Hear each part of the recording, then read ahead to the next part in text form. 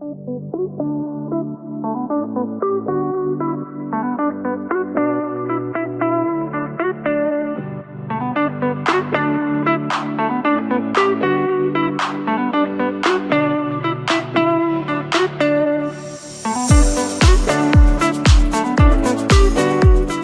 día de hoy, el mensaje del día de hoy, a veces ocupamos frases y las ocupamos nada más por ocuparlas, ¿no? Pero lo que le voy a decir es una verdad. Lo que le voy a decir, yo espero en Dios que Dios dé testimonio de lo que voy a decir, es una verdad. El mensaje que voy a tratar primero es para mí.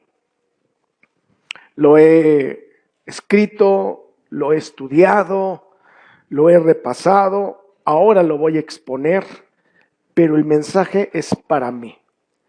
Porque el título de hoy del mensaje es Servir con humildad. Servir con humildad. Padre, que tu palabra haga efecto en mi vida y en la vida de tu iglesia. Gracias, Señor. Gracias. En el nombre de tu Hijo amado. Amén y amén.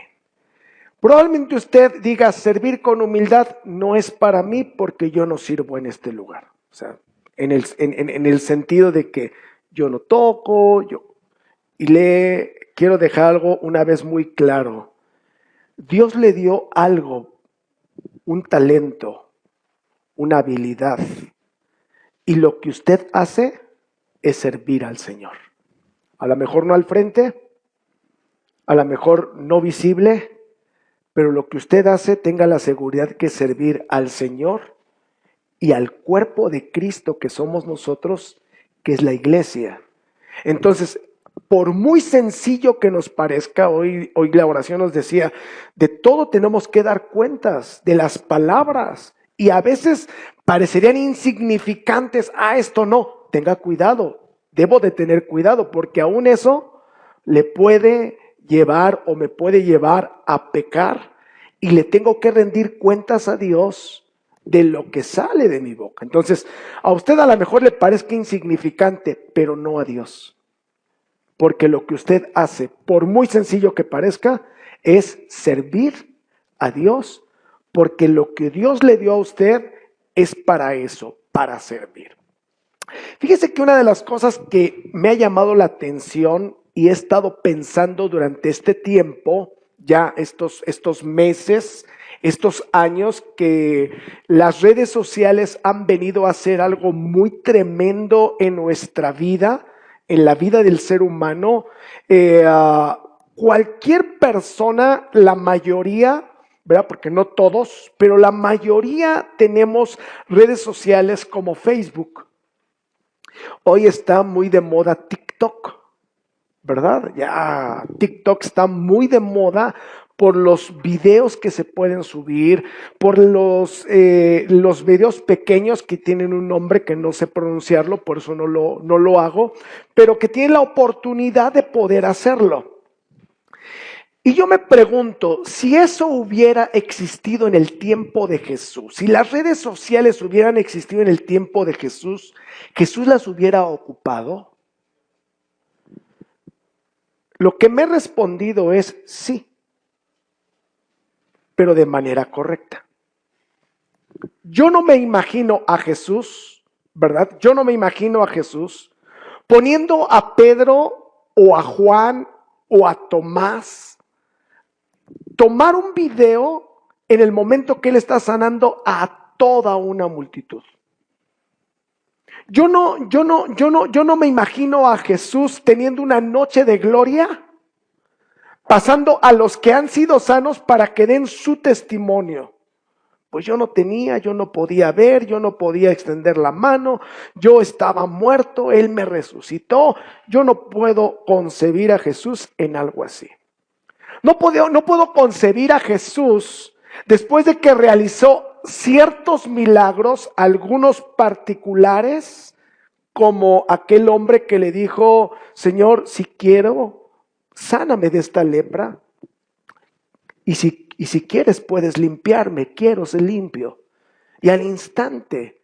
O aquellos hombres ciegos que le gritaron, que acabamos de leer: Jesús, hijo de David, ten misericordia de nosotros. Y Jesús se compadece de ellos mientras que el pueblo lo rechaza, mientras que los discípulos, mientras que la gente les dice: guarden silencio, no interrumpan al maestro. Dice que él tuvo misericordia de ellos. Lo acabamos de leer. Que él tuvo misericordia de ellos, los manda a traer y con amor les dice: ¿qué quieren? Señor, queremos recibir la vista. Y les devuelve la vista.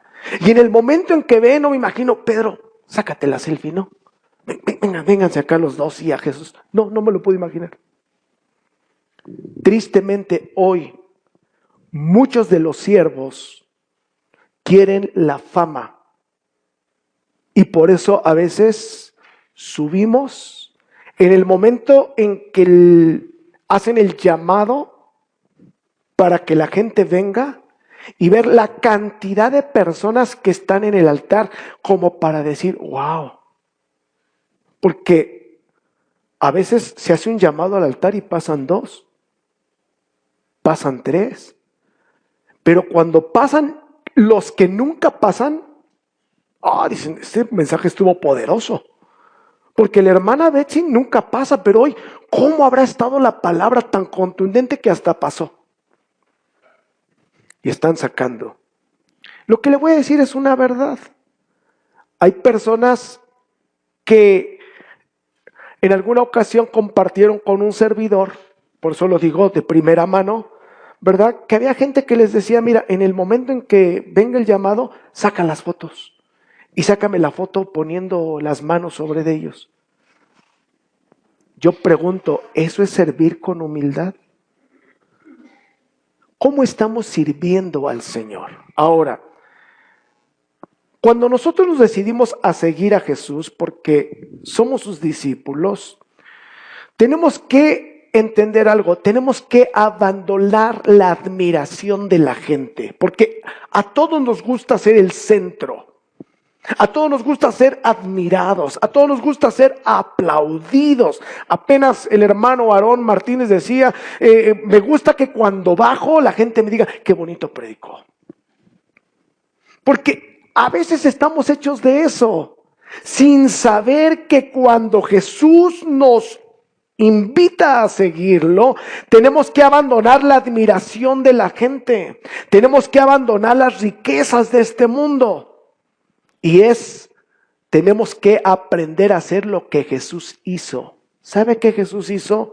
Conforme al pasaje que vamos a ver, tomó los pies de sus discípulos, los lavó, se ciñó la toalla, ¿verdad? Secó sus pies, los enjugó. Eso no lo hacía el dueño. Aún en los esclavos, fíjese, en los esclavos, no en los trabajadores, en los esclavos había categorías. Y la categoría más baja era a la que de alguna manera se le encomendaba esa tarea de que tenía que limpiar los pies de los invitados, porque no había pavimento. Era terracería, era terregal. Entonces, de caminar, porque no había zapato como el que hoy ocupamos, eran sandalias.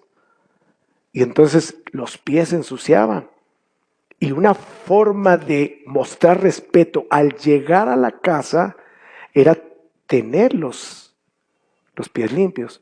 Si a usted y a mí nos da no sé qué, que cuando estamos trapeando, ¿verdad? Alguien pasa y nos deje ahí sus huellas. Hay que servir con humildad. Entonces, tenemos que aprender. Yo tengo que aprender. Porque esta palabra, primeramente, es para mí. Para mí. Vámonos rápido al pasaje. Juan capítulo 13, versículo 1 al 3. Lo leo de la siguiente manera. Antes de la fiesta de la Pascua, y aquí hay algo muy interesante. Mire, Mateo, Marcos y Lucas se conocen como los evangelios sinópticos. Juan tiene una manera de presentar la palabra, déjeme decirlo de esta forma. Se lo he dicho, pero se lo voy a repetir una vez más. De las últimas cartas que se escribieron y evangelios que se escribieron fue los de Juan. En el tiempo cronológico, Juan escribe ya lo último en los tiempos, su evangelio, primera, segunda y tercera de Juan y el Apocalipsis. Entonces, Juan, que es el más joven de todos los discípulos de Jesús, que es el único que muere de una muerte natural, ¿verdad? Cuando escribe cada uno de el evangelio, las cartas y el Apocalipsis, lo hace ya de una manera centrada. Lo hace ya de una manera, mire, no es lo mismo que usted escriba un relato hoy a la edad que tiene, hasta después de 10 años, o han pasado 3 años o 4 años, y la perspectiva es diferente. Entonces, Juan, a él no le detiene otra cosa como Lucas, por así decirlo, poner las cosas cronológicamente como sucedieron. A Juan le interesa mostrar lo que hay en medio de todo su relato, y como nos han dicho, a partir del capítulo 13 son las últimas horas de Jesús. Entonces, por eso es importante observar esta frase, antes de la fiesta de la Pascua. Es decir, esto sucedió antes de la fiesta de la Pascua, lo que va a relatar. Ahora, hay algo muy interesante. Mateo, Marcos y Lucas nos enseñan que de alguna manera ellos muestran el momento en que Jesús instituye la Santa Cena, ¿verdad? Ellos nos muestran, Mateo, Marcos y Lucas, el momento en que instituye la Santa Cena. Es decir, de la fiesta de la Pascua instituye lo que será y lo que hoy conocemos como iglesia, la Santa Cena. Pero aquí no hay ninguna alusión que Juan nos dé que en este momento o en este tiempo Jesús instituya la Santa Cena como lo hace Mateo, Marcos y Lucas. A Juan le interesa, vuelvo a repetir, dejarnos algo muy en claro, que Jesús tenía el control de todo, de todo. Entonces, Jesús sabe todo. Mire, vamos a ver algunas cosas como estas. Dice, sabiendo Jesús que su hora había llegado. Sabiendo Jesús que su hora había llegado. Mire, vámonos rápido a los pasajes. Esto lo vamos a leer de recorrido. Juan 2:4, cuando está con la mujer de Samaria, le dice, Jesús le dijo, ¿qué tienes conmigo, mujer? Aún no ha venido mi hora. Jesús lo sabía. O sea, desde el momento en que se encuentra con la mujer, le dijo, no ha venido mi hora. Más adelante, capítulo 7, versículo 30. Entonces procuraban prenderle, y había oposición en Jesús. Entonces procuraban prenderle, pero ninguno le echó mano, porque aún no había llegado su hora. Entonces, no piense que las cosas en Jesús sucedieron así de un momento de que no lo esperaba. No, él sabía. Vamos a un pasaje más. 8:20. Estoy dando no la hora, sino el pasaje de Juan. Estas palabras habló Jesús en el lugar de las ofrendas, enseñando en el templo. Y nadie le prendió, nadie le echó mano. ¿Por qué? Porque aún no había llegado su hora. ¿Qué me muestra a mí? Que hay cosas que a veces uno dice, ¿este es el momento? No, él sabía cuándo era el momento. ¿Lo van a aprender? No, porque todavía no había llegado su hora. O sea, de que lo intentaron. De que quisieron matarlo, pero no había llegado su hora, y Juan lo está dejando plasmado. ¿Está de acuerdo? Todo esto es Juan. Ahora, vamos al 12:23. Jesús le respondió diciendo, ha llegado la hora para que el Hijo del Hombre sea glorificado. ¿Cuántos saben que antes del 13 está el 12? 12:23 de Juan. Entonces, aquí ya se está perfilando para decir, ha llegado la hora para que el Hijo del Hombre, ¿qué? Sea glorificado. Llega el capítulo 13. Y entonces podemos leer con toda seguridad, sabiendo Jesús que su hora había llegado. Ahora, hay una frase muy interesante en Hebreos, que el escritor de Hebreos nos deja y nos habla del sacrificio de Jesús. ¿Cuántas veces fue? Una vez y para siempre. ¿Recuerda esa frase? ¿La puede repetir conmigo? Una vez y para siempre. Entonces, había llegado la hora y estaba llegando ya ese momento en donde que vendría el sacrificio de Él, que sería realizado una sola vez y para siempre. Ya no se necesitaba como en el anterior, como lo que había dejado plasmado en la ley. Cada año tenían que entrar el sumo sacerdote. Este iba a ser una sola vez y para siempre. Ahora, hay algo que Jesús nos deja muy claro, y todo esto está en el Evangelio de Juan. Mire, vamos a ver lo que dice Juan 10:18. Esto es muy claro, ¿eh? Las primeras palabras dice, nadie me la quita. O sea, nadie le va a quitar la vida a Jesús, sino que yo de mí mismo la pongo. Hablando de su vida. O sea, nadie va a venir a quitarme a mí la vida. Yo la doy. Por amor a ustedes, ¿verdad? Tengo poder para ponerla y tengo poder para volverla a tomar. Este es el mandamiento que recibí de mi Padre. O sea, Él está cumpliendo un mandato del Padre. O sea, yo vine y estoy aquí no por otra cosa, sino porque antes de que el mundo fuera realizado, ya Jesucristo había levantado la mano para decir, si el hombre necesita redención, aquí estoy yo. Eso es lo que está diciendo. Todavía no se formaba el hombre. Y en la eternidad, Él ya sabía que tenía que venir a dar su vida por amor a usted y por amor a mí. Esa es la omnisciencia de Dios. Es la omnipresencia de Dios. ¡Qué glorioso tiempo! Ahora, ¿qué llevó a Jesús a expresar que su hora había llegado? ¿Qué lo llevó a expresar eso? Yo creo que por el pasaje puedo entender que fueron dos cosas. Uno, dice la Escritura, amó a los suyos. Antes de la fiesta de la Pascua, sabiendo Jesús que su hora había llegado para que pasase de este mundo al Padre, como había amado a los suyos. Ahora, permítame decirle algo. Juan está escribiendo algo muy interesante. Porque Jesús en los suyos vio a usted y a mí en la eternidad. Porque de tal manera amó Dios al mundo. Estaba rodeado de judíos en ese momento. Entonces, a Jesucristo lo llevó a morir por los suyos, viendo la eternidad, viéndome a mí y viéndolo a usted. Pero Juan está hablando en este momento a los suyos, a los que tenía presentes. Le voy a decir por qué me conmueve a mí este punto.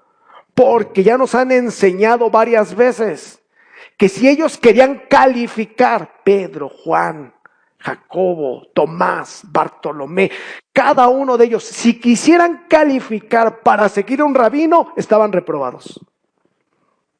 Estaban reprobados. No se les permitió. Pero él sí. Él sí ocupó a ellos y los amó de tal manera que lo llevó a dar su vida por amor a los suyos y por amor a los suyos que somos nosotros. ¿Cuántos le dan la gloria al Señor por eso? Entonces, es interesante, ¿verdad? A los que estaban en el mundo, en ese momento, eran los suyos por los que dio la vida. Ahora, también nos lleva a una expresión más grande que dice, a los suyos que estaban en el mundo, los amó hasta el fin. Hasta el fin.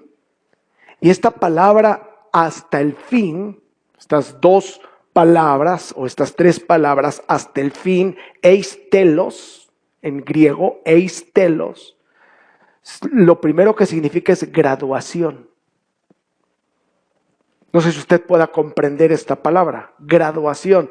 ¿Cuándo lo gradúan a usted? ¿Cuando entra o cuando termina? Hasta que termina, ¿verdad? Porque iniciamos 5, 10, 15. Y si iniciamos 15, a veces nada más terminamos 10. Y si iniciamos 5, a veces terminamos 1. Entonces la graduación viene hasta el final, hasta el fin, hasta la graduación. Qué interesante, ¿no? Los amó hasta el fin. Algunas personas lo traducen hasta el último límite de amor. ¡Wow! Porque mire, para morir como Jesús murió, no cualquiera. ¿Recuerda lo que entre las burlas que le hacían a Jesús?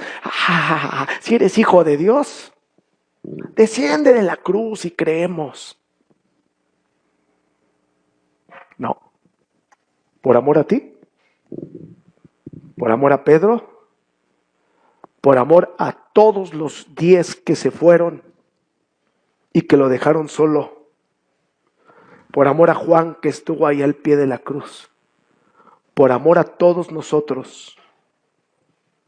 Nos amó tanto que llegó hasta el fin, hasta el último momento, hasta completar su amor, hasta el límite del amor. Él les amó completa y finalmente hasta lo sumo, hasta la muerte.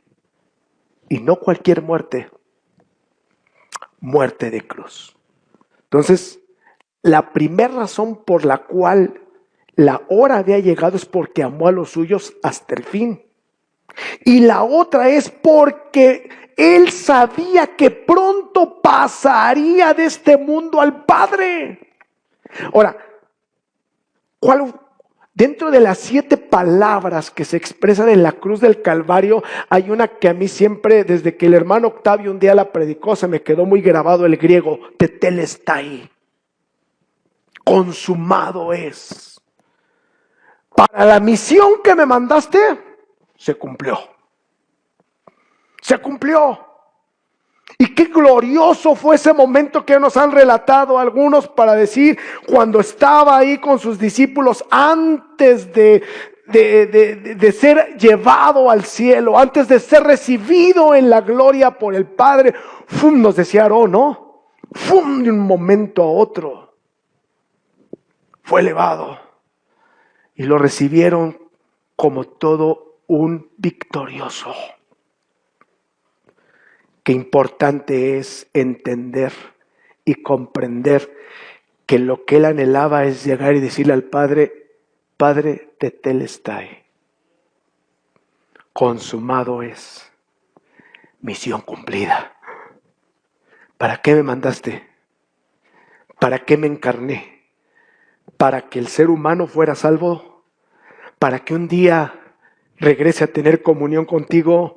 ¿Para que un día puedan estar en tu presencia los que de alguna manera tengan la oportunidad y tengan el entendimiento de aceptarme como Señor y Salvador? Para eso vine, para eso morí, y se hizo perfectamente, tal y como lo habías mandado, un cordero sin mancha y sin arruga.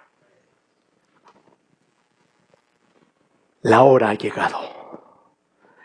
La hora había iniciado. Ahora, dice el versículo 3 de Juan, sabiendo Jesús que el Padre le había dado todas las cosas en las manos y que había salido de Dios y a Dios iba. Entonces, esa es la parte importante que iba a regresar al Padre.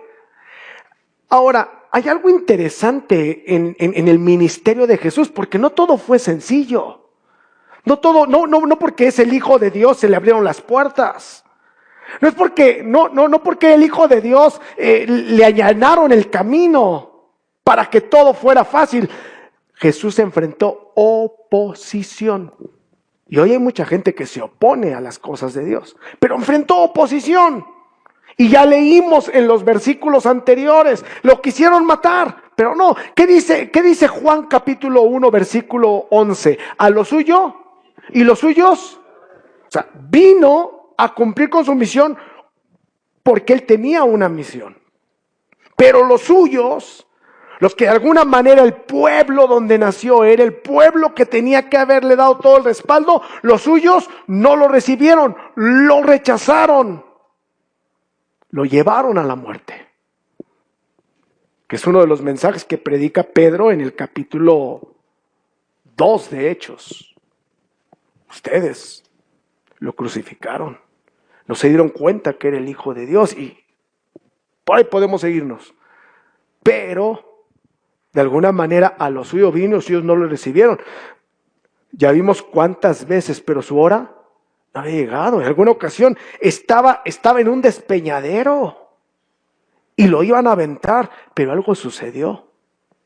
Algo pasó, que pasó Jesús en medio de ellos y salió. Porque su hora no había llegado.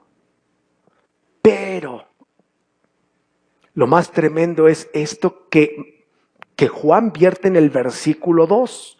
Juan 13:2, por favor. Dice, y cuando cenaban, como el diablo ya había puesto. Esta palabra puesto tiene algunas connotaciones muy interesantes. Violencia. Sembrar con violencia. O sea, Satanás ya había sembrado algo violento en la vida de Judas Iscariote, hijo de Simón, para que le entregase. Ahora, vea usted, desde el momento, es que todo esto, Elías, Eva, todo esto tiene que ver desde Génesis. Y pondré enemistad entre la mujer, entre la simiente de la mujer, tu simiente. Le está diciendo Dios a Satanás. Hay una simiente de la mujer y hay una simiente que viene de parte de ti. Tú la vas a herir en el calcañar, en el talón, pero ella te va a herir en la cabeza. Entonces, desde Génesis, Satanás sabía que Dios lo iba a destruir, que Dios lo iba a aniquilar. Y la única manera de matar a una serpiente no es ni por la cola, no es ni por la mitad. ¿En dónde se le mata a la serpiente? Ella te herirá en la cabeza. ¿Y qué está haciendo Satanás? Satanás, de alguna manera, quiere evitar que eso suceda. Pero Satanás no es Dios. Aunque muchas veces la gente piensa que es Dios, no, Satanás es criatura. Satanás no tiene la omnipresencia de Dios. Satanás es un ángel, como cualquier otro que formó Dios. Entonces, el único que es omnipresente y que está en todos lados es Dios. Aquí no puede ser que esté Satanás. Aquel no es omnipresente, pero Dios sí está en medio nuestro. Porque Él es omnipresente y está en la iglesia de acá que están haciendo, y está en la iglesia de acá que también, porque esa es omnipresencia. Satanás no. Entonces, como Él no conoce, como Él no sabe porque no es omnisciente, no conoce todas las cosas, entonces Él lo único que quiere es destruir y se vale de alguien. En medio de los 12, siembra violencia, siembra algo en Judas, siembra algo en este personaje, ¿verdad? Que lo que Él quiere es acabar con Jesús. Sin saber que era el plan definido por el Padre para que el mundo tuviera la redención. Bueno, como un día nos dijo el pastor Salatiel Ramírez, Satanás es el gato de Dios.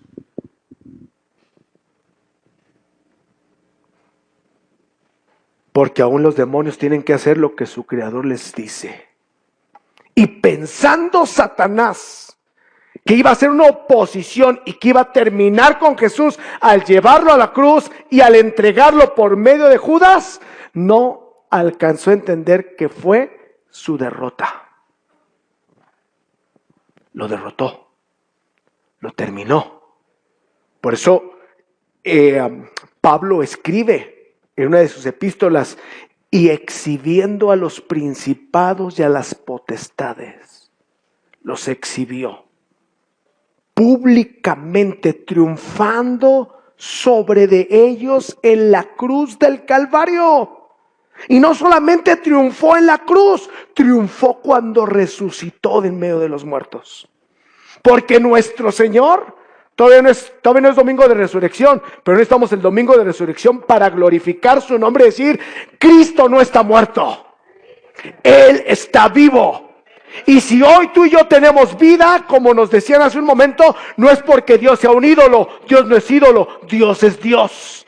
Y Él merece toda la gloria, y Él merece toda la honra, y Él merece toda la alabanza, porque por su propio poder resucitó y terminó dándole a su enemigo mayor, que no fue Judas, sino que era Satanás. Terminó definitivamente con él. Un día, no muy lejano quizá, hoy estamos más cerca de poder entender que un día ya no será atado por 1000 años solamente, sino que será echado al lago de fuego, juntamente con todos sus secuaces y con todos aquellos que hoy, con la oferta que nos da el Señor, no quisieron aceptar a Cristo como su Señor y Salvador. Iglesia, hoy es el día. Hoy es el día. Hoy es el día. Así es que mantengámonos hermosamente delante del Señor. Sobre esto, entonces viene... Todo esto fue una introducción, fíjese, nada más, para el sermón. Porque la parte importante es el versículo 4 también. Mire lo que dice el versículo 4. Se levantó de la cena, se quitó su manto, tomó una toalla, se la ciñó. 5, puso agua en un lebrillo, comenzó a lavar los pies de los discípulos, a enjugarlos con aquella toalla con la que estaba ceñido. Imagínese usted. Probablemente el lugar donde estaban no era un lugar de ricos, porque no había sirvientes. Cuando llegaban a un lugar donde no había gente que quisiera esta labor, les tocaba a los discípulos hacer esa labor. Pero no acabamos de leer apenas en esta semana, ¿verdad? ¿Cuál fue la pregunta con la que iniciamos el capítulo? ¿Qué fue? ¿18? No. Señor, 19. ¿Quién es el más importante en el reino? ¿No? Y no sé si usted lo descubrió así, pero bueno, al menos así yo lo entendí. El 18 y el 20 termina hoy diciéndoles, ya casi hasta el final, antes de los 2 ciegos, les termina diciéndoles quién es el mayor. ¡Pum! Para concluir, porque todo el capítulo 18 les muestra, ¿verdad? A los niños, todo, para que vea que sí leo, y les muestra todas las cosas, pero el 20 culmina los últimos versículos, casi diciéndoles quién es el mayor, el que está dispuesto a servir y no a ser servido.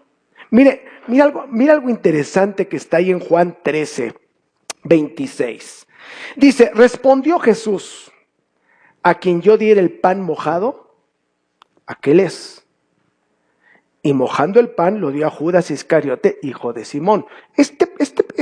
Esta parte del mismo capítulo a muchos les trae confusión, ¿verdad? Porque casi le está diciendo, usted y yo interpretamos y decimos, ¿quién más? Judas, a quien yo le diere, y se lo dio. Ahora, es interesante observar la cultura, porque no era una mesa como nos las pone en el cuadro, ¿no?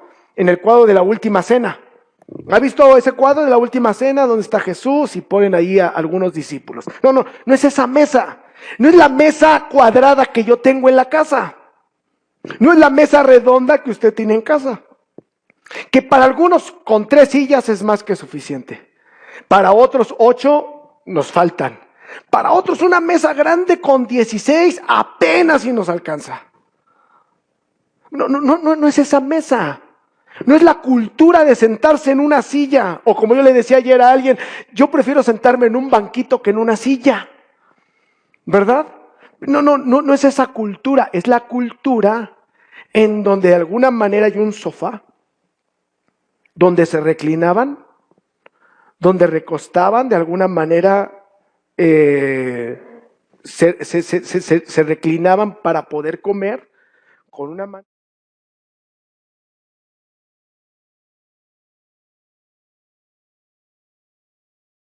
Ellos nos imaginamos una mesa como la nuestra, pero estaban sentados de diferente manera. Los sofás estaban estaban acomodados de diferente manera, y la manera en que la cultura los sentaba, se cree que Pedro estaba a un lado y Juan estaba en otro lado, pero el lugar más importante, porque el anfitrión, que en este momento era Jesús, que el anfitrión a la persona más importante le asignaba el mejor lugar.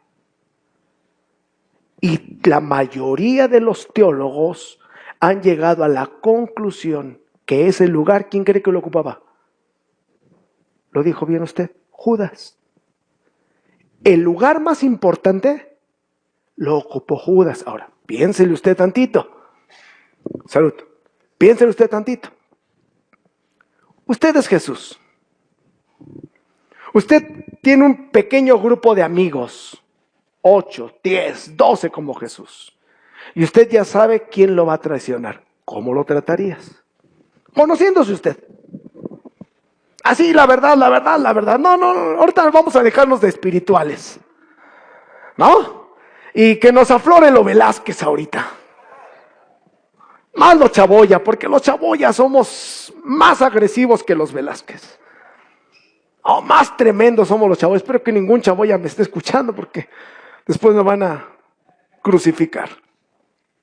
No, somos tremendos. Entonces, ¿tú sabes quién? Te pregunto primeramente, ¿le asignarías el lugar de honor? Sabiendo que tu hora había llegado. Sabiendo que Satanás había sembrado ya la maldad en él y que se había convertido, después de ser tu mejor amigo, se ha convertido en el que te va a entregar. ¿Le asignarías el mejor lugar? Jesús lo hizo. Y lo que Juan nos está mostrando es que Jesús ya sabía su hora. Y lo que Juan nos está mostrando es la manera en que tenemos que vivir y cómo actuar. Hay gente que a lo mejor no sabes en qué momento te va a dar en la estocada por atrás. Sírvelo. Y si te ha dado la estocada, sírvelo. Y si ha hablado mal de ti, sírvelo. Y si te enteras que está hablando mal de ti, sírvelo. Eso es lo que el Señor está diciendo. Servir con humildad, ¿verdad? Servir con humildad.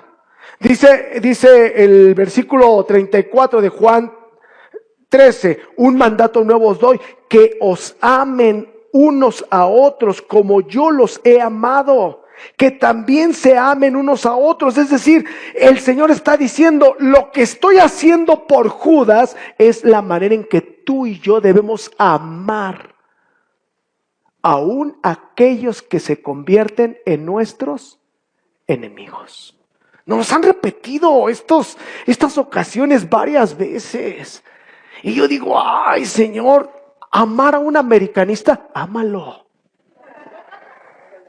Ámalo. Señor, y si hoy le ganan a los Chiefs, las Águilas, y me hacen burla, ámalos. Ámalos. Ámalos. Aquel que te echó mal, ámalo. Como yo te amé a ti. Porque déjeme decirle algo, no sé usted, pero antes yo de venir al Señor, fui un traidor. Fui un grosero.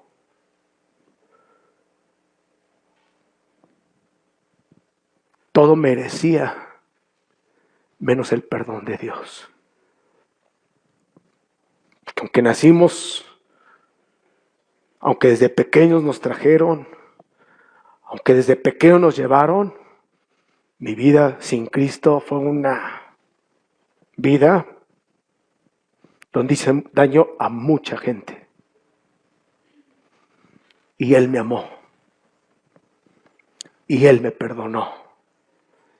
Y Él me transformó. Lo que hice contigo, Jonatán, ve y hazlo también con los demás.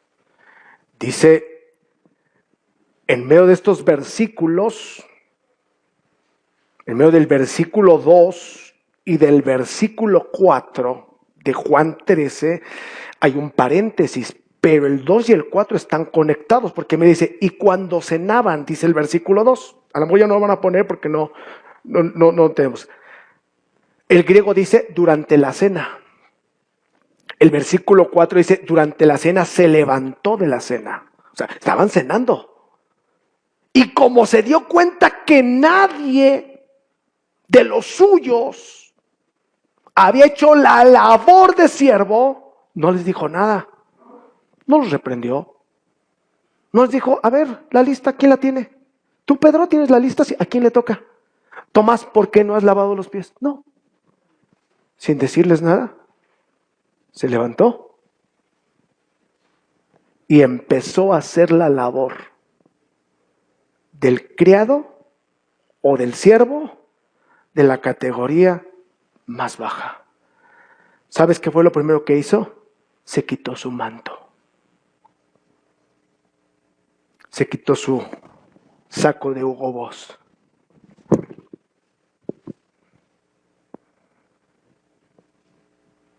Se quitó lo más importante.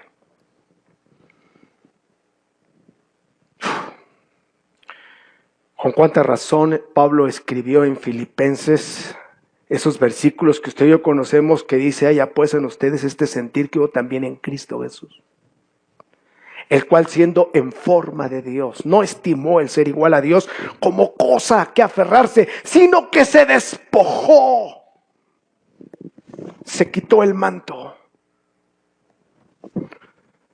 tomando forma de un siervo, y hecho semejante a los hombres, y estando en la condición de hombre, se humilló a sí mismo, haciéndose obediente hasta la muerte, y muerte de cruz. Para poder llegar a la muerte, tuvo que despojarse de su manto y hacer la labor. Y se ciñó la toalla y tomó la toalla. Porque así como caracterizaba a un ciego su capa, usted va a leer, ¿verdad? Que cuando mandó a traer, aquel ciego dejó su capa porque lo caracterizaba. Una característica para dar a entender, esta persona es invidente. Lo caracterizaba. Entonces, cuando el siervo tomaba la toalla, se ceñía la toalla, era señal de que iba a realizar su labor de lavar los pies. Entonces, los discípulos no desconocían. Están en una cultura. Y cuando lo ven, ¿verdad? Dice el versículo 5 que puso agua en el lebrillo y comenzó a lavar los pies de los discípulos y a enjugarlos con la toalla con que estaba ceñido.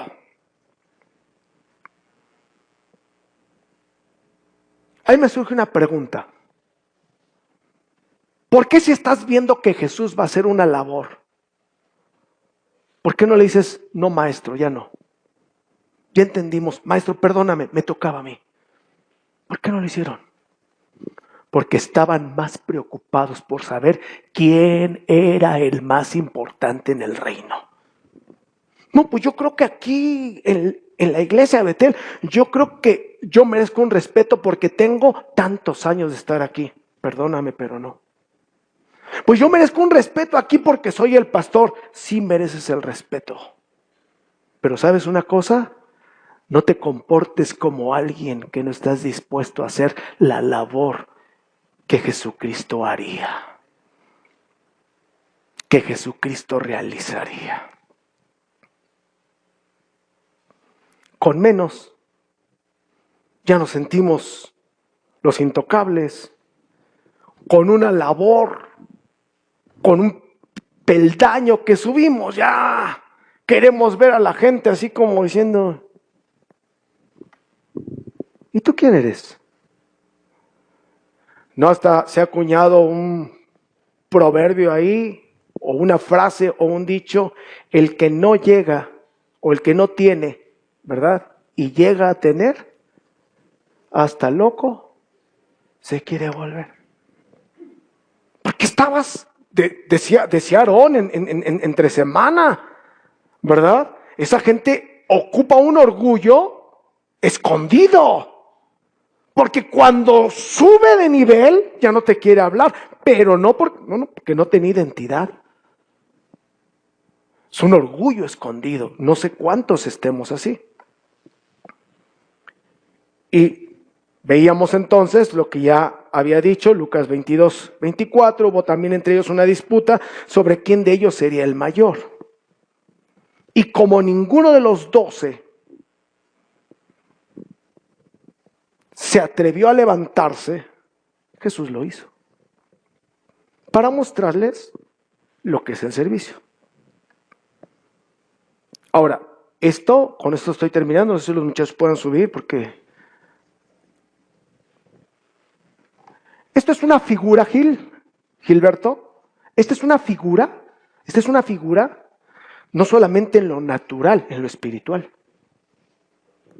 Esto es una figura que en lo natural puede decir, wow, hizo la forma de esclavo, de siervo. Sí, pero en lo espiritual el Señor nos está mostrando algo. Nadie puede lavar los pies. Sucios tuyos, sucios míos, suyos de usted, solamente Él. Dice Primera de Juan 1:9, si confesamos nuestros pecados, Él es fiel y justo para perdonar nuestros pecados y ¿qué más? Y limpiarnos de toda maldad. Nadie lo puede hacer. Rézate los Padres Nuestros que quieras, las Aves Marías que desees, párate de cabeza cuantas veces quieras, vete de rodillas de esta de otra manera, ponte nopales si quieres en tus rodillas, vete flagelando todo lo que quieras, no vas a poder conseguir el perdón. Solamente el único que nos está mostrando que es el que puede limpiar el polvo de nuestra vida, el pecado de nuestra vida, es Cristo Jesús, siempre y cuando confesemos nuestros pecados. Y si los confiesas y te apartas de ellos, dice en otra parte de la Escritura, Él es fiel y justo para perdonar nuestros pecados y limpiarnos de toda maldad. Póngase en pie en esta hora. Le debo los otros versículos, ¿va?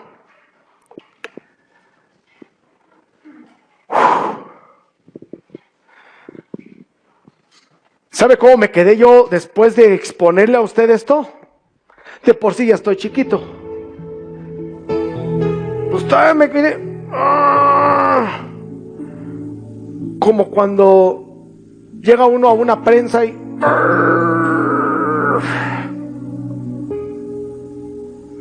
yo le digo a Dios, ¿cuánto me falta? ¿Cuánto me falta por servir a tu iglesia? Yo le pido a Dios que me permita servirle a usted, que es su iglesia, como Él lo hace. No como Él lo haría, como Él lo hace.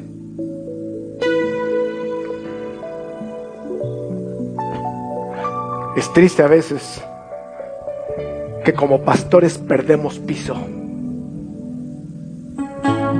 Pastor, ¿cuándo me da una cita? Ve con mi secretaria a ver qué fechas tengo. Estoy peor que el Instituto Mexicano del Seguro Social. Cuando a la gente le dan una fecha es porque ya se murió, ¿verdad? Híjole, pues mire, para oncología tenemos nada más fecha hasta el 22 de febrero del 2027. ¿Cree usted llegar? Así también a veces sabemos, pastores. Velo con mi secretaria. Saca una fecha. Y si encuentras algo, pues con todo gusto te atiendo. Es la iglesia de Cristo. Es la iglesia del Señor. Es su iglesia, no es mía. Y si algo yo le pido a Dios es que me enseñe a servirle a su iglesia, como Él lo hace. Pero usted también es servidor. Y todo lo que hagamos, hay que hacerlo como para el Señor. ¿Verdad que se dice la palabra? Como para el Señor. ¡Wow! Hermano, es que yo solamente sé lavar los baños. Hazlo como para el Señor. Hazlo como para el Señor. Mire, de verdad que nos encontramos tantas cosas a veces en medio de una familia grande como somos, Betel, que hay personas que tenemos el cuidado de poner el papel en el cesto de la basura. Otros no, se nos hace fácil jalar, darle quién sabe cuántas vueltas y echar una taza del baño, se tapa. Hay algunos que, porque vemos los tapetitos ahí en los mingitorios, decimos, bueno, pues ya no hay que echarle agua. No, hay que ponerle tantita agua. No mucha, pero poquita para que se vaya y no se quede ahí manchado. Pues falta. Pero aún eso, hermano, hermana, que aseas los baños, hazlo como para el Señor. Hazlo como para el Señor. Hay que hacerlo como para el Señor. Hay que analizarlo como para el Señor. Limpia las bancas, hazlo para el Señor. Lo que hagas, hazlo para el Señor. Al contrario, pregúntale, Señor, ¿qué tengo que hacer? ¿Cómo estás sirviendo a Dios? ¿Por qué no cierras un momento tus ojos? Y pregunta en esta hora, Señor, ¿estoy sirviendo a tu iglesia como tú lo hiciste?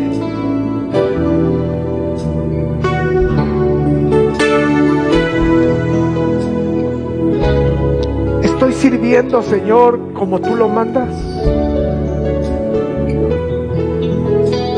Hay personas que no tenemos elocuencia para estar aquí al frente.